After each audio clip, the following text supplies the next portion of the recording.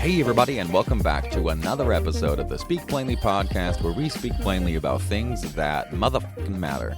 I am your host, Owl Medicine, and I'm a best-selling author, best-selling Amazon author even, and I've got 2 books out. My audiobook is now available on Audible. It's Rethinking Broken. Childhood trauma didn't break you, it trained you. Most of you here already know this shit, so I'm going to jump straight into a new metaphor that I'm working on to help my coaching people figure out, and my Acu people, figure out where their blind spots are. Because, man, there's a lot of blind spots. So, this is the metaphor I've been coming up with lately, and it's something along the lines of like the corporate headquarters of the self, or the CEO of the self, right? So, basically, we identify with our thoughts, and mostly. If you get into meditation, you realize that we do identify as our thoughts, and there's a word for that. It's not some sahara or some samkara. There's words for all those things. I don't know. I'm not a yogi, but we identify with our mind quite often, and we miss the mark by that, because if we do that, then we're identifying with like 1% of what we actually do in the world and what's going on in our world. We're really, really missing the whole thing, because essentially, if you're doing that, like, you have to recognize that your conscious awareness, which is the part of us that we identify most with, is like the CEO. And that's why we're breaking this into corporate lingo, okay? The CEO is the conscious awareness, or the will. That's you. That's the part that you identify with. The one reading this, the one listening to this, the one who sets the vision and makes the final calls. Ideally, the CEO is calm, visionary, and trusts their departments, because the CEO doesn't make day-to-day decisions, right? They make big decisions. And then there is the CFO, the Chief Financial Officer. This guy, the financial officer, he's looking at bottom lines, which means he is looking at risk, and he is the boundary assessor. This is the amygdala and hippocampus. This is constantly running a cost-benefit analysis for every single thing that we engage in the world, including like decision-making. I've done an episode about how decision-making is not, or when our brain shuts down, that is not a conscious decision. That is our amygdala and hippocampus and the HPA axis just shutting down, because the cost-benefit analysis running says, nope, not worth it, and our brains just shut down. That's why I did a podcast on the neurobiology of fuck it. Like, what happens when we just say fuck it and throw the towel in? That's the CFO, not a choice. You don't choose to just quit and shut down. I know it feels like a choice, but that is the brain creating a sense of autonomy in a situation where you don't have any. The next one is the COO. This is the habit. That's the operations officer. This is the habit and facilitator, the basal ganglia and cerebellum. This department runs the standard operating procedures: driving a car, brushing your teeth, the automatic, how are you? Fine, how are you? Oh, this is good. Social kind of crap, right? It's efficiency. And the operations officer frees the CEO up from having to micromanage operating routines. This is the, why did I say that? You said hi, I said hi. You said goodbye, and I said hello. Oh, why did I do that? It's your COO. That's just stuff running in the background, trying to make it easier for your brain to make important brain decisions, the CEO, right? Here's this. It gets more interesting as we get further down. There's other departments, right? There's the head of sales and marketing. This is dopamine. This is the seeking drive system. It's the dopamine and ventral striatum. This department generates excitement, motivation, and the drive toward goals, rewards, and connections. It's the part that says, ooh, that's interesting. Let's go for it. Woo! It's the engine that engages with life. Then there is the head of HR and internal communications. This is attachment styles and your nurturing systems.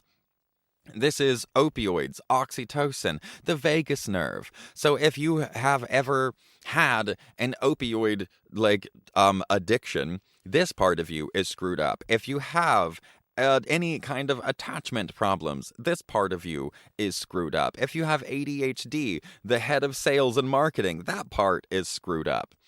This is what I'm trying to get at. I'm going to be tying these into different parts of us, because what I want you to realize is that you are an entire massive corporation and you are the CEO, and when there are dysfunctions in your mind or in your body, it is 100% of chance, unless there's a motor vehicle accident, something like that, there is 100% chance that the things that are messing you up are because some of these key departments are not working appropriately. So that was HR. Now we have the head of security. This is your fight, flight, freeze. This is the sympathetic nervous system. This is the rapid response team. When the CFO flags a major threat, security kicks into gear, right? The chief financial officer, that amygdala, its job is to be looking at this cost-benefit analysis and check for threats. And if it finds one, it says, hey, head of security, the fight, flight, freeze, sympathetic nervous system, hey, you better do something. That kicks into gear, and then we release all the heavily armored and trained for one thing, the neutralize the threat now parts of us, and they are not subtle. Our sympathetic response is not subtle. It's meant to be not subtle because it's meant to be life or death. Stress and these kind of threats in our biological past, meaning through evolution, you are either eaten and dead and don't care, or you survived and found safety. That's the way stress has worked. Chronic stress is really not good for us. That's why our stress responses are not subtle, because they're not meant to get us away from subtle stresses. Subtle stresses don't matter because lions can chase you. It's the whole thing about we still have Neanderthal and hunter-gatherer biology in a very modern world, and that creates its own set of problems. But then, after security, there is the head of facilities and maintenance, and this is the parasympathetic nervous system. This is the part that ADHDers also have a problem with. We have parts that overfunction and parts that underfunction. And for those of us who are chronic stress adapted, which is what my whole book is about, ADHD is a form of chronic stress adaptation, bipolar disorder, borderline personality disorder. These all have a dose-dependent relationship with adverse childhood experiences, aka traumas. So the head of facilities and maintenance is the rest and digest stuff. And if you have a hard time chilling and feeling at peace when you're chilling, this is the department that you might want to look toward. This handles repair, growth, digestion, immune function. If you have autoimmune disorders, you need to look at your chronic stress in your development and how you have had to handle it, and look to see what different departments might be not working so well for you. If you have autoimmune, this is a really great place to look. They only work when the security bells aren't blaring, which means if you're in chronic stress and the security bells are always going, or if your CFO is a high-strung asshole like it is in all of us chronic stress adapted people. Remember, the CFO is the hippocampus and amygdala, the fear and memory center, those together creating a circuit. We have to pay attention to that. After the head of facilities and management, the rest and digest, which actually repairs us and restores us, there is also the legal department, which is the inner critic and the perfectionist and the person who's doing all of the editing. Some people have an overdeveloped prefrontal cortex and the dorsolateral prefrontal cortex that is telling us what is context appropriate decision makings. And this department is risk management and rule enforcement. In a healthy company, they ensure compliance and prevent lawsuits, but in a traumatized company, they've gone gone rogue. They've taken over the CEO's chair and they issue memos constantly. You messed this up. You messed the punctuation in this email. This is a lawsuit waiting to happen. You ate that donut. You did this. You did that. That's a violation of health code. You felt angry. You did this. You said that. You file a formal grievance against yourself constantly. This is usually the dysfunction that I find in rich kids. This is the problem that I see in diseases of affluence. This is the affluent problem. This is always the legal. This legal department is always the part that's screwed up in those kinds of families. The ones who have lots of resources, because once you have lots of resources, risk management isn't nearly as important because you already have what you need, so you don't need to take risks. So risks become more irrelevant, and what becomes more relevant is keeping what you already have, which means the legal department, especially when you reach a certain level of income and socioeconomic class. You only really interact with people of your own level of socioeconomic class. And at that level, you are by default a vulture. At a certain level of income, you are making money and profit, and that profit is because other people are not making it. Just pointing that out. These people, their kids, are deeply fucked up in this realm. So, when there is trauma, departments get shut down. They start functioning either not at all, which doesn't last that long because we all have to get through life. For a while, they'll shut down entirely, and then they'll start functioning, but they don't function very well. Things get backed up. So, when a person's boundary is crossed in a deeply intimate way, what happens in the C-suite? Which is just what they call like the corporate headquarters thing. What happens in the C-suite? The CFO, which is that risk boundary assessor, is traumatized. This is the amygdala and hippocampus. The amygdala assessing it and the hippocampus remembering it. Its spreadsheets are now corrupted. It starts seeing all intimacy as a catastrophic financial risk. Any romantic interest from another person, CFO flags that and says, hostile takeover bid, fuck that. The head of security goes into permanent orange alert. A rapid response team is now activated 24/7. Immune system gets ramped up, all these things. This is where autoimmune comes in. Anyone who gets close, anyone who reminds them of the violator, even someone kind, security might sound that alarm and hypervigilance sets in. Then the head of HR and the internal communications, attachment and nurturing, shuts down entirely. The department that handles bonding and trust has been breached. The doors are locked. Nobody's getting in. The person might feel numb, disconnected, or unable to feel love, trust, or even safe with people.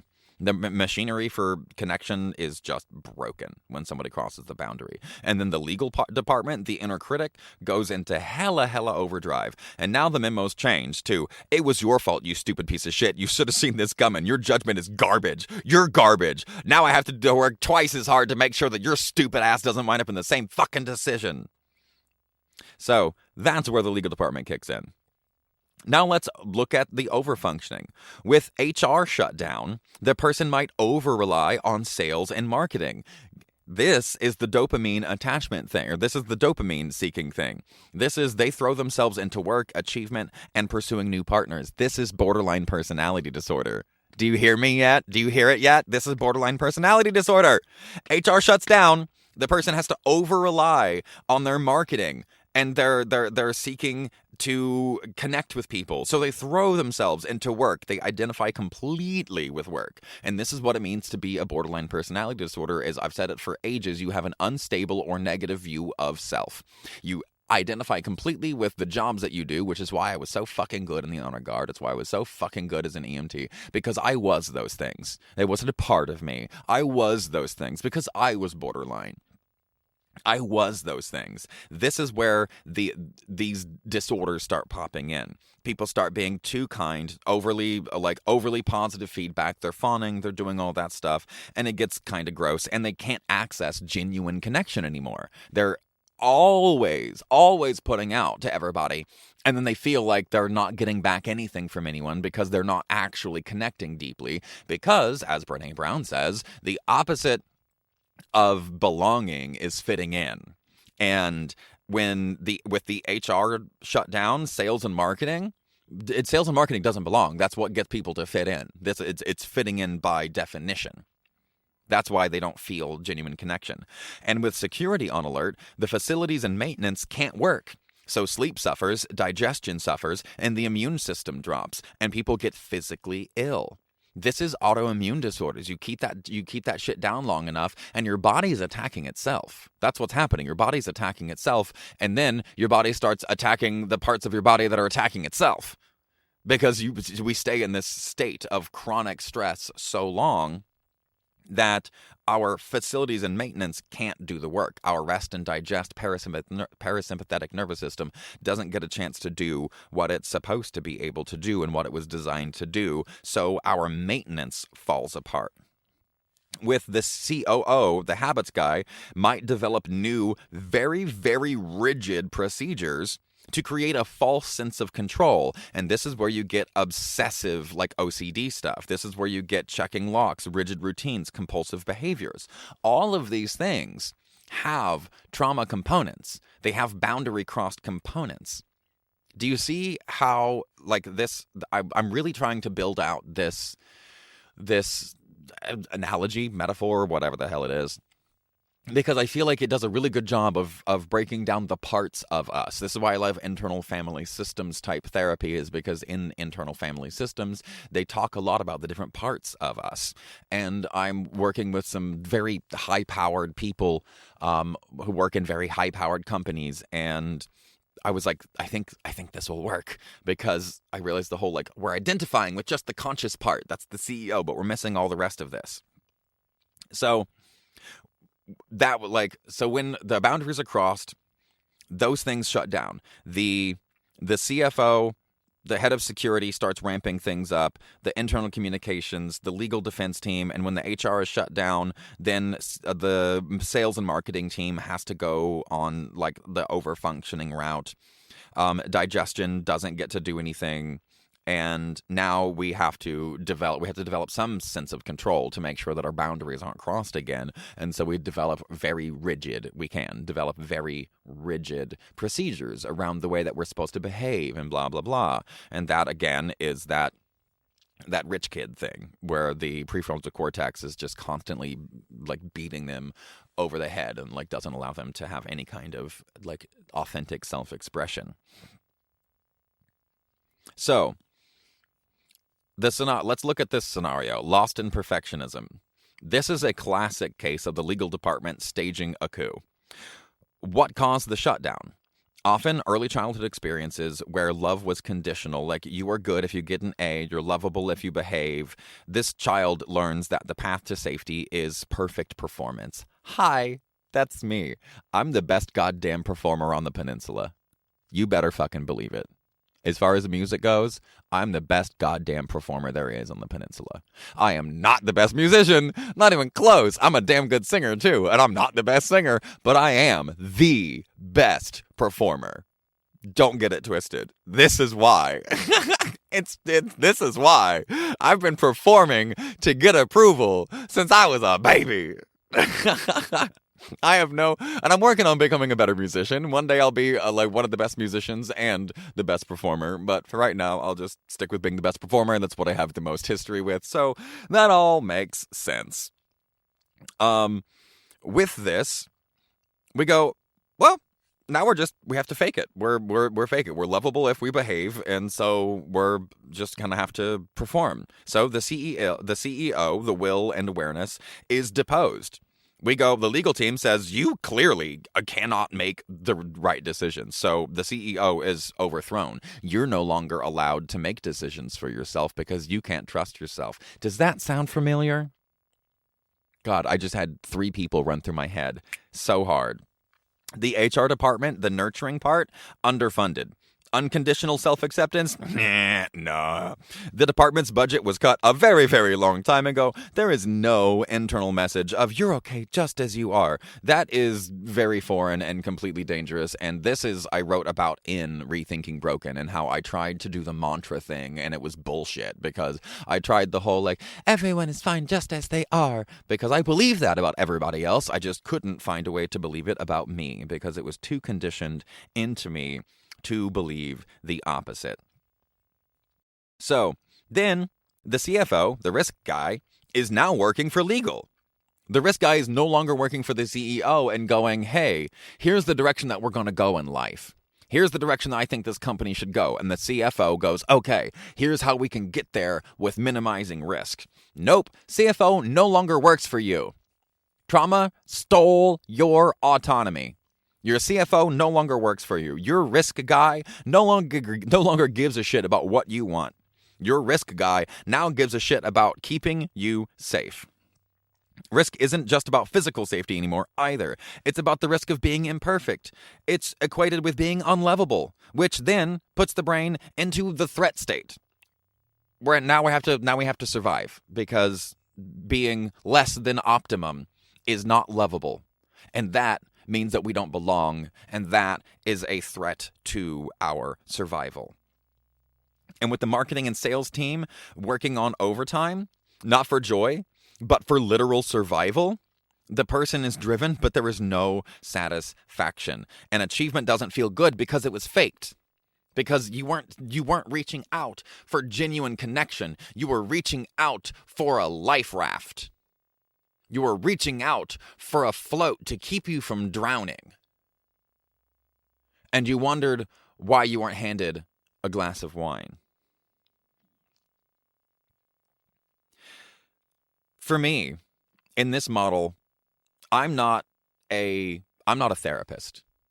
I'm a coach, which I love. I'd rather be a coach than a therapist any day, because a therapist can't tell you, you're being a weak-ass pussy little bitch right now. And I can.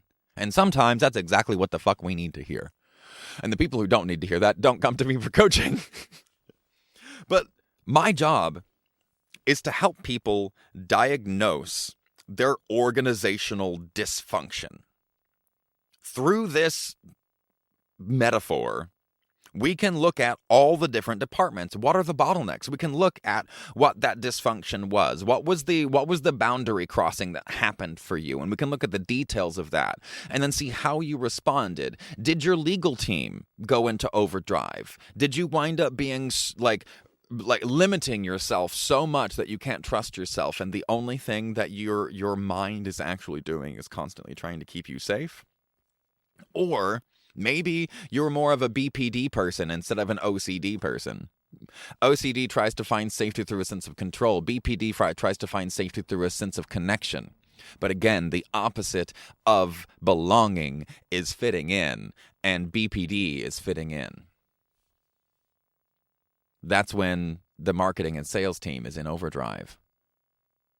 So, if you're interested in coaching and you don't know how chronic illness or like these major dysfunctions in life show up, you can't see it. You can't see it because you're the CEO and you don't see all the operations.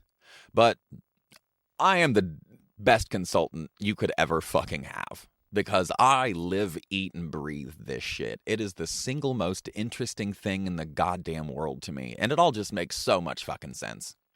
It makes so much sense.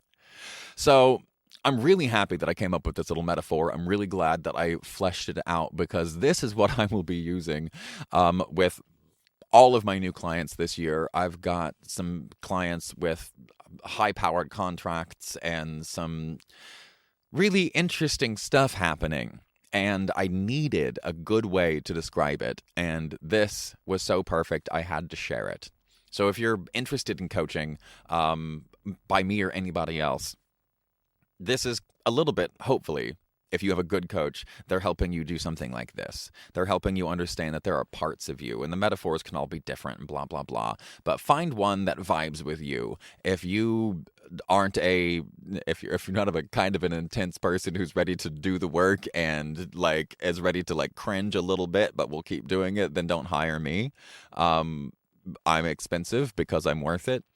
But find someone who you vibe with, because working with a coach is just like working with a therapist. It doesn't matter how good the therapist is. What matters is, do you like each other? Do you get along?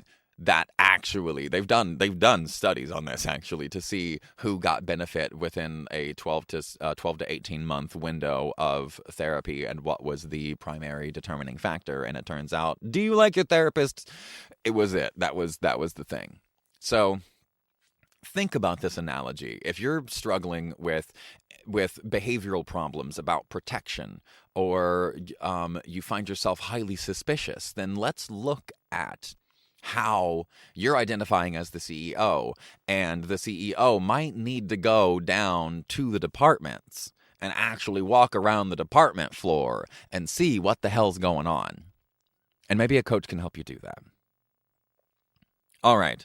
My name is Al Medicine. You already know that. If you made it this far in the podcast, thank you and congratulations. If you like this podcast, consider buying me a coffee. Go to Audible and buy the Rethinking Broken audiobook and leave a review if you would. That would be really lovely. There are no reviews on it yet. I thank you for your time. Thank you for spending it with me. And I hope this was helpful and insightful. And if you do want to get coaching from me, you can book through owlchrysalismedicine.com. You can, there is a coaching thing there. You can fill out a Calendly thing and it'll book a free 15-minute interview with me.